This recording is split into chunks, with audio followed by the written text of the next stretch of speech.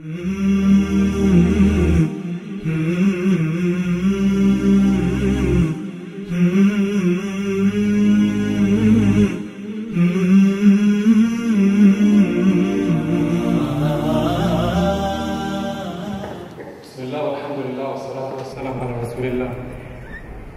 guess this is an invitation that if we have wronged anyone, to ask them for forgiveness. Because Allah subhanahu wa ta'ala, being the one who is so merciful and so forgiving, promises to forgive us. وَلْيَعْفُوا وَلْيَصْفَحُوا. Let them forgive, let them pardon. أَلَا تُحِبُّونَ أَن يَغْفِرَ اللَّهُ لَهُمْ. Do they not wish that Allah subhanahu wa ta'ala may forgive them? Today is an opportunity to say sorry, whether it's to your mum, or your father, or your sisters, or your friends, or your neighbor. It's an opportunity to cleanse your heart from all the evils and turn back to Allah subhanahu wa ta'ala, the most forgiving. Inshallah, we will move now to our final beautiful attribute of Allah subhanahu wa ta'ala. I want you for a moment, in this Abdullah family that we've been talking about, and after hearing our beloved mashayikh using all those examples of real life people and how Allah subhanahu wa ta'ala is relevant to them, think about a mother, whether it's your mum or yourself, or it's your sister. Imagine going into her lounge room, realizing that her husband just lost his job and he's stressing so much and he's on the verge of divorcing her. Imagine how stressed this woman would be. Not only that, she had found out that her daughter had also had an injury to her brain and needs surgery. She starts stressing. She starts thinking, what hope is there for me? What could potentially and possibly fill that void in my heart from the loss of my husband and the potential loss of my daughter? She turns to any means possible just to let go. She starts smoking. She starts taking antidepressant pills. She's stressed. She's about to lose her husband. She's about to lose her daughter.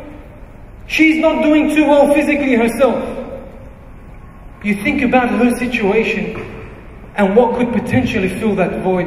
And then, of course, you think about that brother or sister that is a new Muslim, who when announcing their Islam to their parents is kicked out of their home and left with no house, living in a garage, living in their friend's home. Who will mend their relationship with their parents? Who will fill that void in their heart? And how about the sister who's driving, only to realize that because she's wearing a scarf, she's being told off and spat at and told, go back to your own country? Who will fill that gap, that sorrow, that hole in her heart? Who will help her get back onto that hopeful path that will lead her not into depression, but into the hope towards Jannah?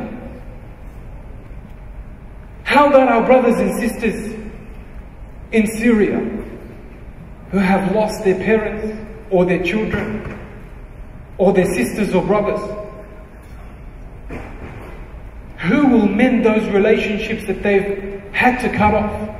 Who will fill that void in their heart? Allah subhanahu wa ta'ala promises us that if we remember Him and His attributes, we will never be stressed. We will never be depressed. There's no space for depression in our hearts if we remember Allah subhanahu wa ta'ala being Al-Jabbaar, the mender, the compeller subhanahu wa ta'ala. I'd like to call upon Sheikh Belal Assaad to finalize our presentations for today by describing who exactly Allah subhanahu wa ta'ala is when we mention Al-Jabbaar. Jazakumullah khair. Alhamdulillah, salatu wassalamu ala rasulillah. Brothers and sisters in Islam, assalamu alaikum wa rahmatullahi wa barakatuh. No will mend their sorrows and who will mend their broken hearts. He is Al-Jabbar. He is Al-Jabbar. Allah subhanahu wa ta'ala says, هو الله الذي لا إله إلا هو الملك القدوس السلام المؤمن المهيمن العزيز الجبار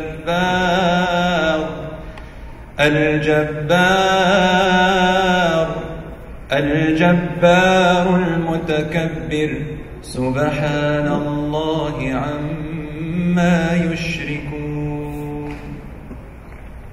My brothers and sisters, Allah says He is Allah. He is the King. He controls everything. He is the Holy. He is the one in who everyone can put their trust in. He is the one who is all-seer, overseer of all things. He is the Honorable. He is Al-Jabbar, the Compeller, the Mender, the Healer, the one who puts things back together, the one who after something is broken in your heart, in your body, in your mind, Allah subhanahu wa ta'ala, He is the one who solidifies it, who brings it back together, who mends it again. He is the one who brings things back to righteousness after they are corrupt. He is the one who fixes. And to Him, everything ends. How does it end? By fixing. Everything falls into place until everyone receives what is rightfully theirs. Al-Mutakabbir, the superior, supreme. Glory be to Him, how perfect He is. Far away from what people associate partners with Him. Who do you turn to other than Allah subhanahu wa ta'ala, Al-Jabbar? Brothers and sisters in Islam, establish a relationship with every name of Allah subhanahu wa ta'ala after this night in a way you have never established before. Whatever situation you're in, whatever feeling that you fall into, there is always a name of Allah subhanahu wa ta'ala that you can fall back on. Allah has not left us like that. When Allah subhanahu wa ta'ala sent down Adam alayhi salam onto this earth, He wasn't angry at him. When Adam and Eve ate from the tree, Allah wasn't angry at them. We don't see the verses talking in anger. The context of the verses is more that Allah only wants best for you. You have wronged yourself. Like, وَلِلَّهِ الْمَثَلُ الْأَعْلَى, to Allah belongs the best examples, like a father and mother, how they feel towards their children when they see their children going the wrong way. They just don't understand, and their heart bleeds for them. Allah subhanahu wa ta'ala only wants the best for us. So He put us on earth. He said, I will watch over you and I will be with you and I will continue to send my guidance to you all the way. I'm not going to leave you alone. You're going to mend your broken heart. You're going to mend what you have broken for yourself, and I'm going to help you in doing that. You're going to do it. When you mend your own breakage with Allah subhanahu wa ta'ala being your guide, you become stronger, happier, you become more important, don't you? Brothers and sisters in Islam, the name Al-Jabbar appeared only once in the Quran, in Surah Al-Hashr. A lot of people don't understand this name very well. In fact, a lot of us hardly use it in our dua. In Arabic, when you say Al-Jabbar, the first thing that comes to our mind is a negative sense, or one of a strong, overpowering sense, the compeller. No. This is not the only meaning. Ibn al-Qayyim rahmatullahi alayhi gave it 3 meanings in the Arabic term. Al-Jabbar means the one who overpowers the oppressors, the one who is stronger than the oppressors, the one who gives the oppressors what they deserve in defense of the oppressed. So Allah subhanahu wa ta'ala is the one who comes to save those who are less fortunate, those who are oppressed and broken by their oppressive leaders or whoever is on top of them in oppression. The second meaning, Allah is Al-Jabbar, meaning the highest. No one can reach Him, yet He is closer to you than your own jugular vein. Allah says in the Quran, وَإِذَا سَأَلَكَ عِبَادِي عَنِّي فَإِنِّي قَرِيبٌ أجيب دعوة الداع إذا دعان فليستجيبوا لي وليؤمنوا بي لعلهم يرشدون.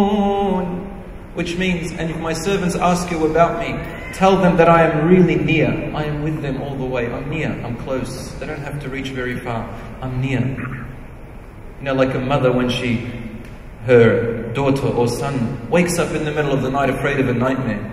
Mother or father come running to the bed, Habibi, what's wrong? I saw a nightmare. There's this, behind the door. I saw things under the bed. I'm afraid, I'm scared. And they hug them. And the mother says to them, I'm near. I'm right here. Don't worry, I'm here. Doesn't matter where you go. Just remember me, I'm here, I'm near. But if this is whom Allah created the mercy inside of a mother and a father, what about the most merciful? Al-Jabbar. And the third meaning to Al-Jabbar, which I want to focus on today, is the mender. The merciful mender. The one after you have been broken in whichever way, there is Allah who will bring back your pieces together. He will collect you and He will bring back the person that you were once before. My brothers and sisters in Islam, Al-Jabbar, all the names of Allah are all good. They are all the best. And we should turn to them in positiveness every time.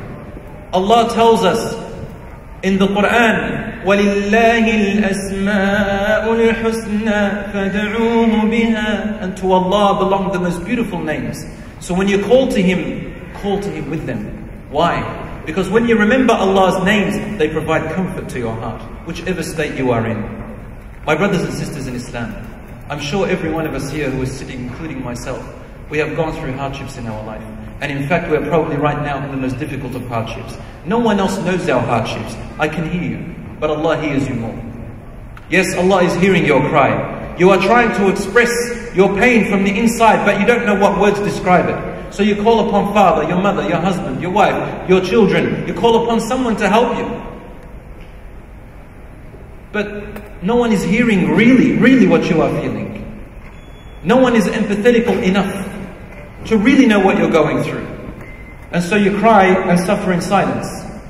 But those who believe in Allah in the name Al-Jabbar, who understand it, subhanallah, in the night when you're alone, it's as though you have the whole world in the palms of your hands, because you know Al-Jabbar, the mender, the fixer. And you wait, because you know whatever Allah subhanahu wa ta'ala is doing right now, even if you are in pain, Allah is going through the process of healing you and mending things together. And when something is broken, you can't mend it straight away. It needs time. When Allah subhanahu wa ta'ala mends something, He called Himself Al-Jabbar, Al-Dha, which means He is the best mender. He is the ultimate mender. When He involves Himself in mending things after they have been broken, the end result is the best. And in fact, there will be no more sadness after that. Do you suffer in sickness? Has someone hurt you? Has someone oppressed you? Has someone bullied you at school? Has someone bullied you at work? You know what's worse of all bullying? When you're bullied by your own family. You know why? We all go through it. Because this love which you have invested in this person, when they bully you and they harm you, suddenly all this love which was invested transforms into the worst of bitterness and hatred. There's no need to do that if you know Al-Jabbar, because all of this Allah is mending. All you have to turn to is Allah. Say, Ya Jabbar, Ujbur Kasri. This is the dua of the Prophet ﷺ. He used to say, Ya Jabbar, Ujbur Kasri. Oh, the mender, mend my broken heart. Mend my broken issues. In the year 10 of prophethood, and after the Prophet ﷺ received the revelation 10 years later, the Prophet ﷺ's trusted uncle Abu Talib, who protected him by standing up against the leaders of Quraysh. Because of him, Allah subhanahu wa ta'ala sent him. The leaders of Quraysh would not attack the Prophet ﷺ, because Abu Talib was one of the leaders of Quraysh respected. In the 10th year of the prophethood, Allah subhanahu wa ta'ala took the life of this protector of the Prophet ﷺ, his dear uncle. Only 2 months later, Allah took the life of his dear beloved wife Khadija radiyallahu anha. Let me take 30 seconds to just say one thing about Khadija radiyallahu anha, a few things. Khadija radiyallahu anha was also the protector of the Prophet ﷺ of his heart. When the Prophet ﷺ felt that something had gone wrong with him when he received the revelation, she was the one that encompassed him and clothed him with a blanket, saying to him, Allah will never, ever let you down. You are the one who does this and that. You are the one who looks after the orphan, and you are the one who tends to the poor and the weak. You are the one who yuslih bayn al-nas. You mend the affairs and relationships between people. Allah la yakhzuluk. He will not let you down. She is the one who, when Aisha radiallahu anha, years later, the Prophet ﷺ married her, she saw him sitting with an old woman, and the Prophet ﷺ was exchanging nice talk. She was saying things to him, he was saying things to her, and they were laughing or smiling. So Aisha radiallahu anha became jealous. When he finished, she asked him, who is that old woman? Emphasizing that she's old and that she is young. So the Prophet ﷺ said, oh, she was one of Soyhibatu Khadija. She was one of the past friends of Khadija radiallahu anha. If it wasn't enough that she saw him talking to her and enjoying that company, he had to mention that she was one of the friends of Khadija radiallahu anha who had died a long time ago. Because of his love for Khadija radiallahu anha and his remembrance of her, he still kept the tie with these old women who used to be her friends. Then Aisha radiallahu anha said to him, أَلَمْ يُبْدِلَكَ اللَّهُ خَيْرًا مِنْهَا. Did Allah not give you someone better than Khadija? The Prophet ﷺ then said, لا والله لم يبدلني الله خيرا منها. Allah did not give me someone better than her. She is the one who mended my heart when everyone else broke it. She is the one who protected me when everyone else left me, when everyone else attacked me. She is the one that was there for me when everyone else left me, and she is the one who believed me when everyone said that I was a liar, and Allah gave me children from her. Aisha radiallahu anha then realized, and she said, please ask Allah to forgive me. Allah took her away from him. If that was not enough, in that same year, he went to a people in Al-Ta'if trying to seek help from them, hoping that they will attend or accept Islam. He had heard good things about them. So he went to Al-Ta'if to call them to Islam. And there were 3 sons of a leader there. He approached them first, hoping that they will have a strong say. What did they do to him? They abused him. They called him terrible names. One of them said to him, out of all men of all of Makkah, couldn't Allah choose to send down the Quran on someone more important than you? The second one said, if you're a prophet, then I'm not going to listen to you, because if I say something that hurts you, I'll be terrible, in a terrible state. And if you are not the prophet of God, then I'm not believing you anyway. I haven't lost anything. So Prophet ﷺ, realizing this, he said, please, if you have nothing good to say, just at least don't make things worse for me. They said, yeah, sure, sarcastically. He went back to try and call the people of Ta'if. No one accepted him. And these 3 men went and gathered the women and the children and the men, and they said, gather around him, get some rocks and stones and throw it at him. Get him out of here. So the women, the children first in front, spitting at the Prophet ﷺ, sharrafahullah, throwing stones at his body and his feet. Children who used to love the Prophet ﷺ whenever he entered Medina. He'd make them climb on his camel. He would smile to them, give out gifts to them. All the children loved the Rasul ﷺ. They wished he was their dad. And these children throwing stones at him. And behind them, the women throwing stones at him, abusing him. And behind them, the men laughing and leaning towards each other's shoulders, lying on palm trees, laughing at the Prophet ﷺ. You know how hurt Rasul ﷺ was, unexplainable. No one could understand his hurt. His body bled and his feet were bleeding. His sandals were filled with red blood. And they were guiding him towards a direction. He couldn't even go anywhere. They were all around him until he reached the grapevine garden. He entered it and sat underneath the grape tree. Rasul ﷺ, he cried. He cried tears. And his heart was broken. Abu Talib's dead. Khadija, his beloved wife, is gone. And now this. But Rasul ﷺ lifted his arms up with all his heart. And he said to Allah subhanahu wa ta'ala, a long dua, O Allah, I turn my heart towards you. Who are you leaving me to? A friend who will attack me, leaving me to people who will abuse me. I'm afraid. If you are angry with me, this is my problem. But if you are pleased with me and not angry with me, then all of this doesn't matter to me. Just so long as you're not angry with me, my Lord. You know, you started thinking these things. Is my Lord displeased with me? Have you left me, O my Lord? I turned to you, crying to him. He wasn't crying about the pain. He wasn't crying about the loss of Abu Talib and his dear wife Khadija radiallahu anha. He wasn't crying about these things. He was crying thinking maybe Allah has left him. Suddenly, the owner of the grapevine, he sent Addas, a Christian man, to give him some grapes. That was the first sign from Allah subhanahu wa ta'ala that Allah had not left him. He said, Bismillah. And you know the story, Addas fell upon his feet when he found that he was a prophet of God. And they dragged him away thinking the Prophet ﷺ will turn him around. Rasul ﷺ, Allah had sent to him, he started the healing process, the mending process, Al-Jabbaar. Rasul ﷺ exited and went. He said, I put my head to the ground. You know when you're so distressed. It happened to me once when I failed an exam at uni. I walked all the way home from the examination room. It was about 5 kilometers. It felt like it was only 200 meters. I was at home suddenly. Rasul ﷺ was so distressed. He said, he walked kilometers and kilometers. He said, I found myself at this certain place close to Mecca. I couldn't believe I had crossed this distance because it was so distressed.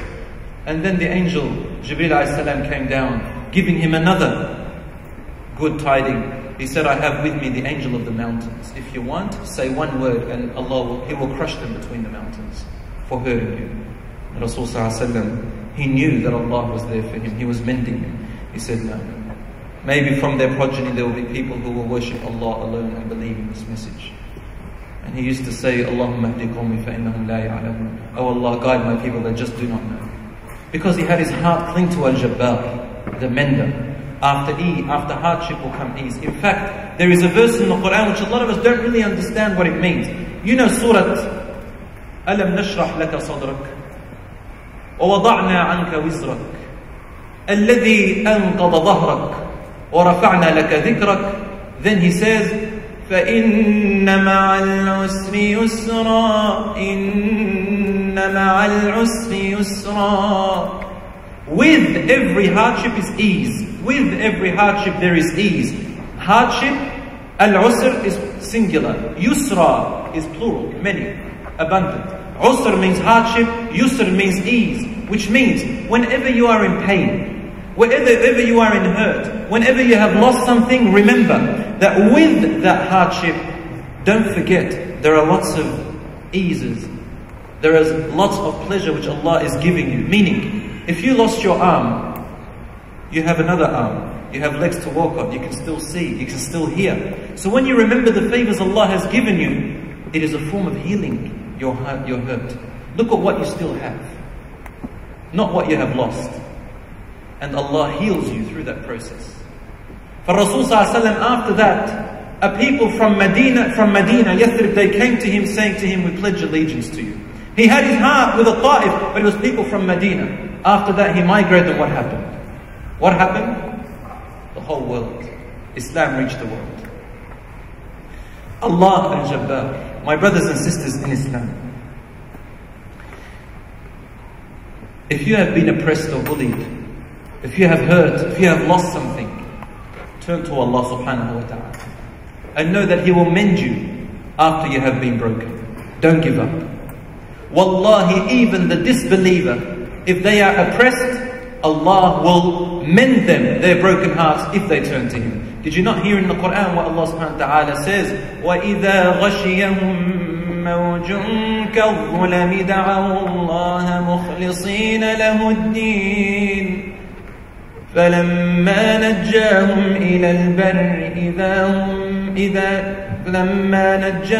إِلَى الْبَرِّ فَمِنْهُمْ مُقْتَصِدٌ وَمَا يَجْحَدُ بِآيَاتِنَا إِلَّا كُلُّ خَتَّالٍ كَفُورٍ. And when you see them in the sea, upon an ark, and they find the waves as high as mountains, they are certain that they will die. What do? They call upon Allah sincerely. Oh our Lord, if you were to save us from this, we will be better. And then when Allah saves them onto the shore, When they are in security, you find that some of them, what do? They start to break their promise. And no one disbelieves in Allah's favors except the ones who are betrayers. They promise and they betray Allah. Kafur, they hide and forget Allah's ni'mah and pleasure upon them. My brothers and sisters in Islam, on the Day of Judgment, if your rights haven't been met in this world, then don't worry. On the Day of Judgment, Allah subhanahu wa ta'ala mends everything. Do you know who will be the ones who will call upon Allah to mend their broken hearts the most? They are the parents. The parents. Have we forgotten how much they sacrifice for us? And when you're a parent, how much you sacrifice for your children? They don't understand. They don't understand. On the Day of Judgment, the parents will call out and say, "Oh my Lord, mend my heart, I am broken." Beware if you are not dutiful to them. Beware, for their dua is accepted. Beware of the oppressed, for Allah subhanahu wa ta'ala does not return it. It's a hadith in Tirmidhi. The Prophet ﷺ said to Abu Dharr radiallahu anhu, when he sent him to the people of Yemen, the kuffar of Yemen, he said, "And beware of the dua of the oppressed one, فَإِنَّهَا لَا تُرَدْ." It will never be rejected. Or, فَإِنَّ لَيْسَ بَيْنَهَا وَبَيْنَ اللَّهِ حِجَابٌ. Between it and Allah there is no cover, even from a disbeliever. So beware. The parents, mend their hearts, my brothers and sisters. Cry and seek forgiveness from them. Brothers and sisters, your relatives, seek forgiveness from them and mend. Don't sit there and say to yourself, "What are my rights? Why should I go to them? They didn't come to me." Look at the husband and wife. Stop thinking about your own rights. Think about what your duty is. And whatever is lost, Allah will mend it. Don't worry. If you seek expectations from people from your good, wallahi, you will be more broken. You will be miserable. If you do good towards others and they don't do good in return to you, and you expect it from them, you will be miserable, because you're never going to get it. The husband and wife, focus on your duty rather than your rights. And leave it up to Allah subhanahu wa ta'ala, you'll be a happier person. If someone doesn't visit you among your family, you go and connect the ties, because Allah is going to mend you, but they have broken themselves. If you have done wrong towards anyone on the face of the earth, brothers and sisters, now, before you die, mend it, because Allah wants us to know His name, Al-Jabbaar, the mender, the compeller, meaning the one who compels the oppressors, one who compels the wrongdoers, one who mends the oppressed ones. He wants you to take this name and to live it in your life. We are not perfect, but Allah is perfect. And Allah introduces these names to us. When you practice these names in your life, suddenly you find a connection with Allah. And wallahi, only a person's heart is connected to Him at the time of their sickness, at the time of their poverty, at the time of their pain, they understand what it means to be connected to Allah subhanahu wa ta'ala. You want to be happy? Ask Allah to mend your heart. And everything else, inshaAllah, will fall in place. My brothers and sisters in Islam, call upon Allah with this name, Al-Jabbaar, and say, Ya Jabbaar, Ujbur Kasri. Oh, the compeller, the mender, mend my broken issues. Mend my broken heart. And mend the broken hearts of all the believers and the oppressed ones in the world. I ask Allah subhanahu wa ta'ala to mend our hearts and to break and to mend our broken affairs. هذا وصلى الله على نبينا محمد وعلى آله وصحبه أجمعين. السلام عليكم.